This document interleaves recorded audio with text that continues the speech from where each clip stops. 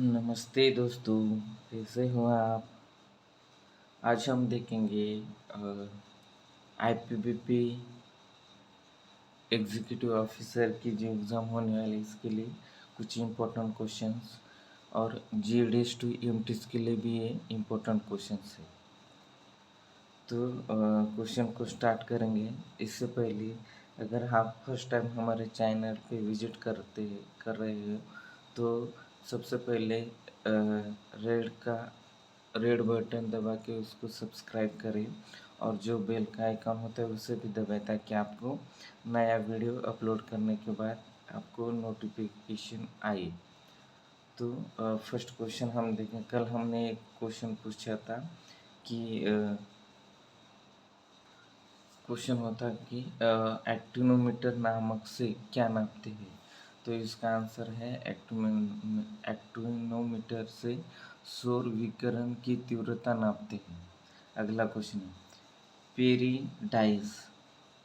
पेरिडाइस इस पुस्तक में पहली बार भौगोलिक तत्वों का क्रमबद्ध समावेश किया गया है और इस पुस्तक के लेखक को भूगोल का जनक माना जाता है। ये व्यक्ति कौन है? तो वो है हेकेटियस।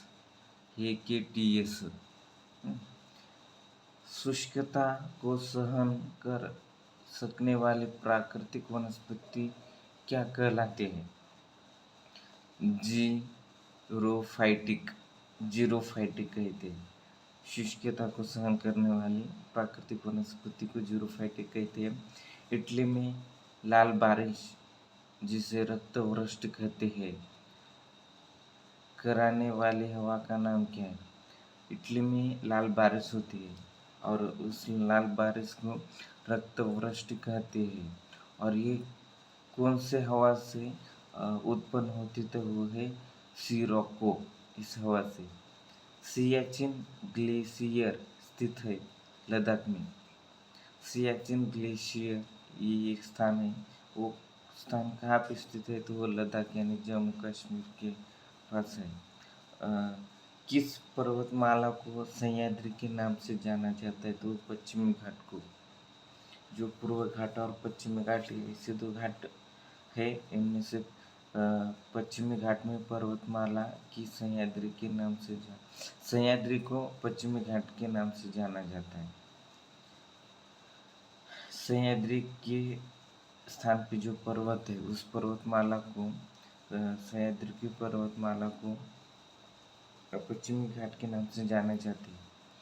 मलेशिया व इंडोनेशिया में स्थानांतरित कृषि को क्या कहा जाता है? तो वो लेदांग कहा जाता है। मालाबार तट कहाँ से कहाँ तक विस्तृत है? मालाबार तट वो है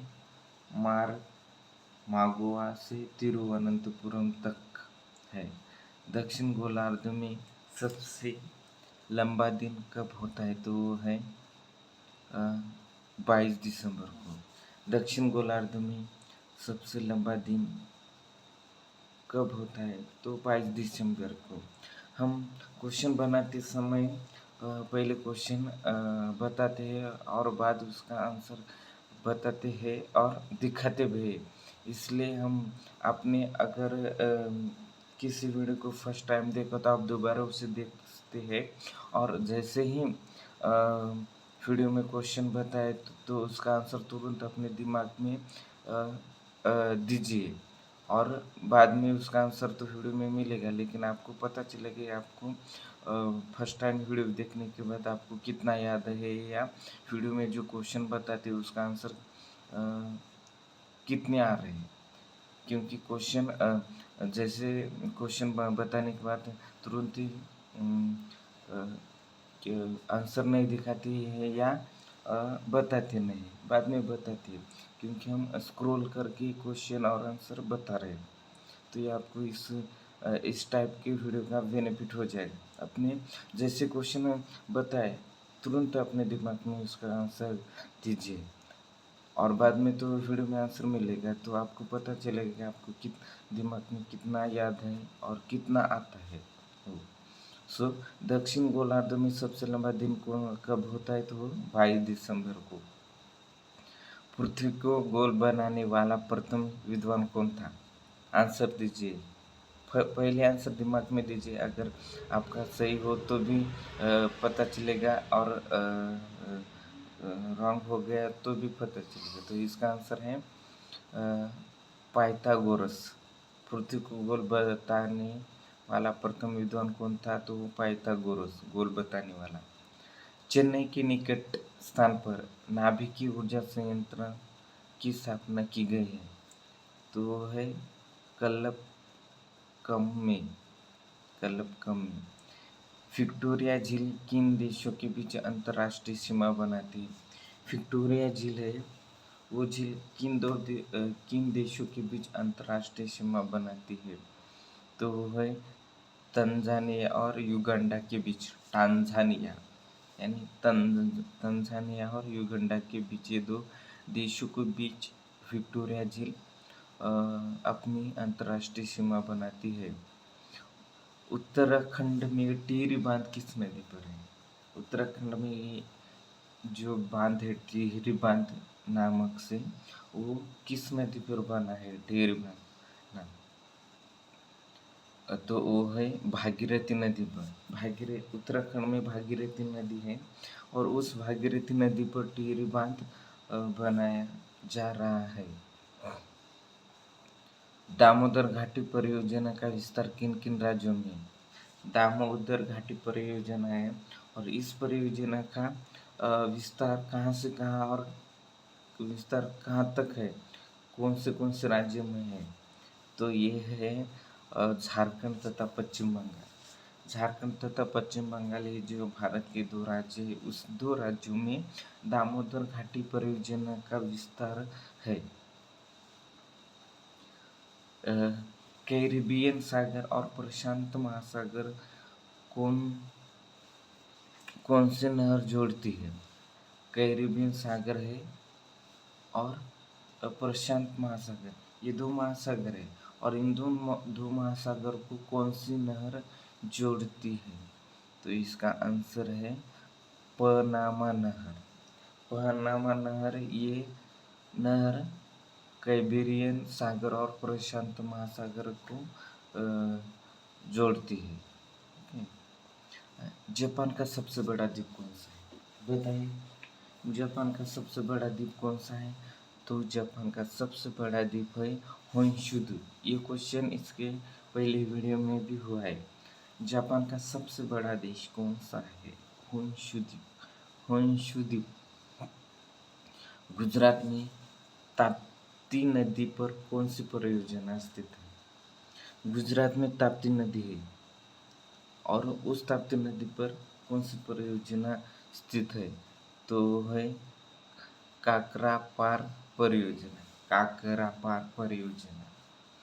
काकरापार परियोजना ताप्ती नदी गुजरात पर परियोजना स्थित है। इंडोनेशिया की राजधानी जकार्ता किस द्वीप पर है? इंडोनेशिया की राजधानी भी क्वेश्चन आ सकता है कि इंडोनेशिया की राजधानी कौन सी है? तो इंडोनेशिया की राजधानी है जकार्ता, और उस राजधानी पे किस द्वीप पर, और वो राजधानी किस इंडोनेशिया में द्वीप है वहाँ, और वो इंडोनेशिया की राजधानी जकार्ता है। वो राजधानी किस द्वीप पे स्थित है? तो वो है जावा द्वीप पर है। कौन से? जावा द्वीप कही की। पाइन, सिल्वर तथा रोडोडेंड्रॉन्स इत्यादि वृक्ष हिमालय के किस क्षेत्र में पाए जाते हैं? किस क्षेत्र में पाए जाते हैं? पाइन, सिल्वर तथा रोडोडेंड्रॉन्स इत्यादि वृक्ष हिमालय के किस क्षेत्र में पाए जाते हैं? अल्पाइन क्षेत्र में पाए जाते हैं। वनस्पतियों, जानवरों एवं सूक्ष्म जीवों के अवशेष किस प्रकार की चट्टानों में पाए जाते हैं? अवसादी चट्टान। चट्टानों के जो प्रकार होते हैं उसमें से जो अवसादी चट्टानों से है, उस अवसादी चट्टानों में वनस्पति, जानवरों या सूक्ष्म जीवों के अवशेष पाए जाते हैं। Okay. Himalaya, Alps, Atlas, Rockies किस प्रकार के पर्वत है? वलीय पर्वत। हिमालय, आल्प्स, एटलस, रॉकीज ये वलय पर्वत के प्रकार हैं। भारत और तारिम बेसिन के बीच जिस दर्रे से संपर्क स्थापित होता है वह है काराकोरम दर्रा। किस नदी को गुजरात की जीवन रेखा कहा जाता है? गुजरात की जीवन रेखा नर्मदा नदी को कहा जाता है। गुजरात की नदी को नर्मदा नर्मदा नदी को कहा जाता है। नर्मदा नदी का उद्गम किस पर्वत की चोटी के पास हुआ है? तो वह है अमरकंटक की चोटी के पास। उद्गम किस पर्वत चोटी के पास है? अमरकंटक। सतपुड़ा और विंध्याचल पर्वत श्रेणी के बीच में होकर कौन सी नदी बहती? तो वह नर्मदा नदी है। सतपुड़ा और विंध्याचल पर्वत श्रेणी के बीच होकर कौन सी नदी बढ़ती है? तो नर्मदा नदी। हिंदुस्तान एंटीबायोटिक प्लांट स्थित है तो वो ऋषिकेश में। ऋषिकेश। श्रीनगर किस नदी के तट पर स्थित है? झेलम के तट पर। कौन सा राज्य भारत का मसाला उद्यान कहा जाता है? तो केरल। केरल इस राज्य को भारत का मसाला उद्यान कहा जाता है। ठीक है। कौन सा राज्य भारत का मसाला उद्यान कहा जाता है? तो वो है केरल। दक्षिण की गंगा नाम से कौन सी नदी जानी जाती है? इसका आंसर आप फर्स्ट बताने से पहले अपने दिमाग में दीजिए और बाद में चेक कीजिए कि अपना क्वेश्चन जो दिमाग में दिया है वो सही था या गलत है। इस तरह से आप अपने रिमाइंड को बढ़ा सकते हैं। दक्षिण की गंगा नामक से कौन सी नदी जानी जाती है? तो है गोदावरी नदी। ओके। विक्टोरिया जलप्रपात किस नदी पर है? बताइए। विक्टोरिया जलप्रपात किस नदी पर है? तो वो है ज़ैम्बेंजी नदी पर है। ठीक है। किस देश को प्यासी भूमि का देश कहते हैं? कौन सा देश ऐसा है जिस देश को प्यासी भूमि का देश कहते हैं? बताइए। वो है ऑस्ट्रेलिया को। ऑस्ट्रेलिया को प्यासी भूमि का देश कहते हैं। प्यासी भूमि। ठीक है। जायकवाड़ी परियोजना किस नदी पर स्थित है? बताइए। जायकवाड़ी प्रकल्प औरंगाबाद परियोजना किस नदी पर है? तो वह गोदावरी नदी पर। गोदावरी नदी पर है। भारत का भूगोल महत्वपूर्ण बिंदु। ठीक है। जिस राज्य की समुद्र तटरेखा सबसे लंबी है वह राज्य कौन सा है? तो गुजरात है। गुजरात इस राज्य की समुद्र तट सबसे लंबी है। टेढ़ी मेढ़ी है इसलिए लंबी। कर्क रेखा भारत के कितने राज्य से होकर जाती है? तो उसका संख्या है 8 राज्य से। और कौन से राज्य से ये भी पूछा जा सकता है। भूमध्य रेखा के निकट कौन सा पॉइंट है? तो इंदिरा पॉइंट है। इंदिरा पॉइंट कहाँ है? अंडमान निकोबार द्वीप समूह में है इंदिरा पॉइंट। जिस राज्य की समुद्र तटरेखा सबसे छोटी है वह है गोवा। सबसे छोटी समुद्र तटरेखा वाला राज्य गोवा है और सबसे बड़ी समुद्र तटरेखा वाला राज्य गुजरात है। ठीक है। अगला, भारत की स्थल सीमा जिस देश से सबसे ज़्यादा है वह देश है बांग्लादेश। बांग्लादेश के साथ भारत की स्थल सीमा है जो सबसे ज़्यादा है। भारत का कौन सा भू आकृतिक भाग प्राचीन है? प्रायद्वीपीय पठार। भारत के पूर्वी समुद्र तट को क्या कहते हैं? कोरोमंडल। भारत के पूर्वी समुद्र तट को क्या कहते हैं? कोरोमंडल। और भारत के पश्चिमी समुद्र तट को क्या कहते हैं? मालबार कहते होंगे। कंफर्म करिए। ठीक है। कोंकण तट कहाँ से कहाँ तक स्थित है? तो है गोवा से दमन दीव तक स्थित है। ठीक है।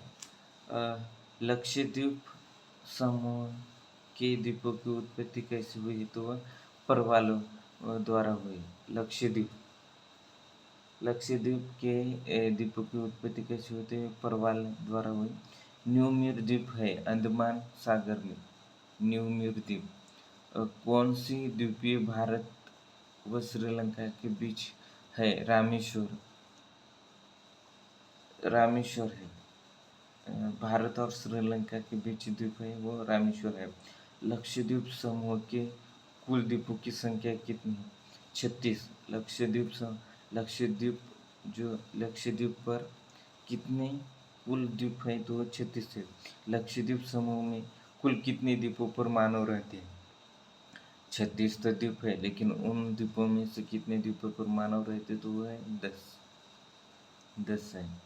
भारत के किस स्थान को सफेद पानी के कहते हैं? सियाचिन।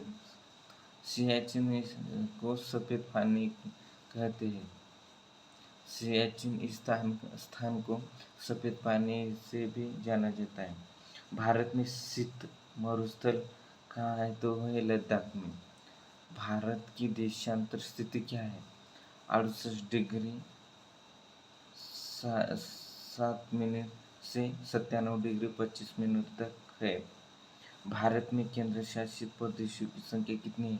7 है। और राज्यों की संख्या कमेंट करके बताइए। 29 होगी। कौन से देश से न्यूम्यूर द्वीप के कारण भारत का विवाद है? न्यूम्यूर द्वीप कहाँ है? क्वेश्चन में ये न्यूम्यूर द्वीप है अंडमान सागर में। और इसी द्वीप पर न्यूम्यूर द्वीप के कारण ही भारत का विवाद है। किसके साथ? वो बांग्लादेश के साथ। भारत किस गोलार्ध में स्थित है? उत्तरी गोलार्ध में। पृथ्वी के 2 गोलार्ध होते हैं, उत्तरी और दक्षिणी गोलार्ध। उसमें से भारत किस गोलार्ध में? तो उत्तरी गोलार्ध में। केंद्र शासित प्रदेश दादर नगर हवेली किन राज्यों के बीच में है? वो है गुजरात व महाराष्ट्र। गुजरात व महाराष्ट्र ये 2 राज्यों के बीच है दादर नगर हवेली। किस राज्य का नाम पहले नेफा था? अरुणाचल प्रदेश का नाम पहले नेफा था। अंडमान द्वीप की राजधानी पोर्ट ब्लेयर किस द्वीप में है? अंडमान और निकोबार द्वीप की राजधानी पोर्ट ब्लेयर है और वो राजधानी दक्षिण अंडमान है। अंडमान के अंडमान 2 भागों में है, उत्तर अंडमान और दक्षिण अंडमान। उसमें से दक्षिण अंडमान में अंडमान द्वीप की राजधानी पोर्ट ब्लेयर स्थित है। कौन सा राज्य पूर्वी राज्य की 7 भवनों की भाग नहीं है? पूर्वी की और 7 राज्य है और उस 7 राज्यों को भवनों के नाम से जाना जाता है। तो उनमें से कौन सा भाग भवनों की नहीं? तो वो है सिक्किम और पश्चिम बंगाल। पश्चिम बंगाल ये 2 नहीं है। ठीक है। पश्चिम बंगाल। तो अगला भारत में उप हिमालय क्षेत्र के सहारे फैले समतल मैदान को क्या कहते हैं? तो वह भावर कहते हैं। कोरी निवेशिका कहाँ है? कच्छ रण। कोरी निवेशिका कहाँ है? तो कच्छ रण है। कौन सा राज्य 3 और बांग्लादेश से घिरा है? ये नाम से ही पता चलता है। तो वह त्रिपुरा। कौन सा राज्य बांग्लादेश से घिरा है? तो त्रिपुरा। ठीक है। भारत में कौन सा स्थान मरुस्थल की राजधानी कहलाता है? तो जैसलमेर। मरुस्थल की राजधानी जैसलमेर। ठीक है। अरावली और विंध्य श्रृंखलाओं के बीच स्थित पठार का नाम? मालवा का पठार। अरब सागर में स्थित भारतीय द्वीपों की मुख्य विशेषता बताइए। सभी द्वीप प्रवाल उद्गम के हैं। मैकॉन का पठार भारत के कहाँ है? छत्तीसगढ़ में है मैकॉन का पठार। छोटा नागपुर है रांची का पठार। छोटा नागपुर रांची का पठार है। छोटा नागपुर रांची की ओर है। रांची यानी झारखंड के पास छोटा नागपुर। और वो भाग खनिज से संपन्न है छोटा नागपुर। ठीक है। इंदिरा पॉइंट की भूमध्य रेखा से दूरी कितनी है? 876 किलोमीटर है। भूमध्य रेखा से 15.876 किलोमीटर है। भारत और चीन की सीमा को छूने वाले भारतीय राज्य है। भारत और चीन को छूने वाले राज्य कौन से हैं? अरुणाचल प्रदेश भारत को भी छूता है, चीन को भी छूता है। नागालैंड भारत को छूता है, चीन को भी छूता है।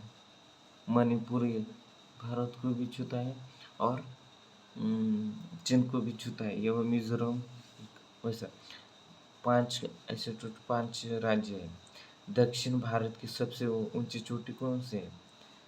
अनाईमुड़ी।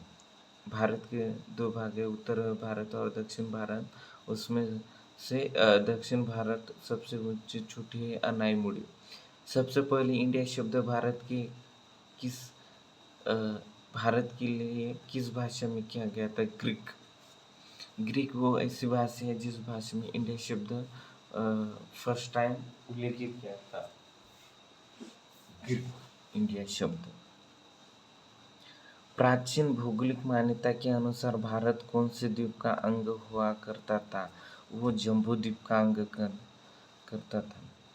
भारत भौगोलिक मान्यता के अनुसार भारत कौन से द्वीप का अंग हुआ करता था? वो जम्बू द्वीप का। भारत का मानक समय कितने डिग्री देशांतर है? मानक समय 82.36 पूर्व देशांतर है। और इसे 82.5 भी कह सकते हैं, जैसे कि 82 पॉइंट। हाँ। आदम का फूल किन देशों के बीच में स्थित है? वो है बैरनी व नारकोंडम। आदम का फूल बैरनी व नारकोंडम। हैदराबाद का जुड़वा नगर है सिकंदराबाद। हैदराबाद का जुड़वा नगर है सिकंदराबाद। धार भूमि है राजस्थान में। धार भूमि है राजस्थान में, ठीक है। धार भूमि है राजस्थान में। तो कल हम देखेंगे कला एवं संस्कृति के बारे में देखेंगे। आज भूगोल के बारे में देखेंगे। ये इम्पोर्टेंट क्वेश्चन है। सो वीडियो देखने के बाद लाइक नहीं किया तो लाइक कीजिए और सब्सक्राइब भी कीजिए और बेल का आइकन भी दबाइए।